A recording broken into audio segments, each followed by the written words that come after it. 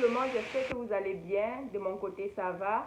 Beaucoup de femmes disent qu'elles ovulent, mais elles ne parviennent pas à tomber enceinte. Leur test d'ovulation est toujours positif, mais elles ont les difficultés de concevoir. Alors, je vais vous dire, la femme peut bien ovuler, entretenir les rapports le jour de l'ovulation en présence de l'ovule, mais elle ne tombe pas enceinte. Pourquoi? Parce que la fécondation ne peut pas se faire seule en présence de l'ovule, c'est la fusion d'un spermatozoïde et d'un ovule.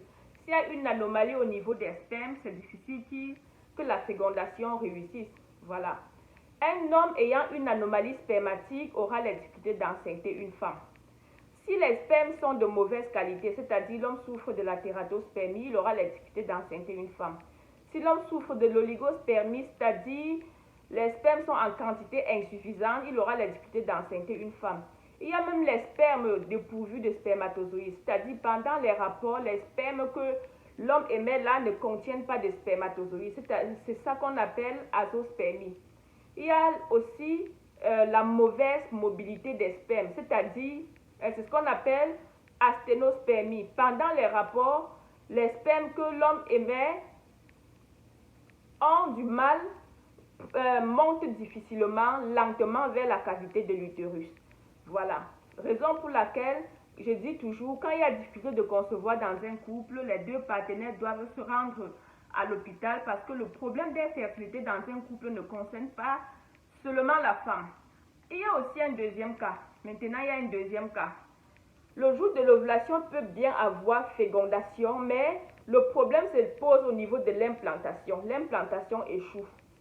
C'est-à-dire, le jour tu entretiens les rapports, aujourd'hui tu as ovulé, il y a fusion entre le spermatozoïde et l'ovule. 12 à 14 jours après la fécondation, au moment où le fécondé cherche à s'implanter dans la cavité de l'utérus, il n'y a pas possibilité que cet œuf-là s'implante. On appelle implantation ou nidation, c'est-à-dire fixation de l'embryon dans la cavité de l'utérus. Pourquoi il y a cet échec? Cet échec est souvent causé par certaines maladies comme les myomes utérins, les fibromes utérins, les chlamydia, certaines infections, etc. Voilà. Alors, quand une femme souffre de ces maladies, c'est difficile qu'elle tombe enceinte. La fécondation peut avoir lieu, tu ovules bien, il y a fécondation, mais l'implantation échoue. Et quand l'implantation échoue, la fécondation s'arrête, la grossesse s'arrête à ce niveau. Il n'y aura plus d'évolution. Parce que la fécondation, la grossesse ne peut pas se dérouler hors de l'utérus. Voilà.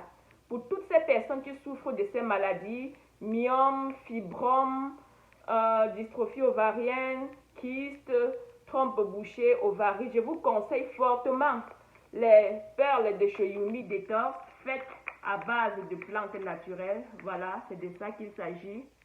Voilà. Ces perles soignent efficacement ces maladies dont je viens de citer.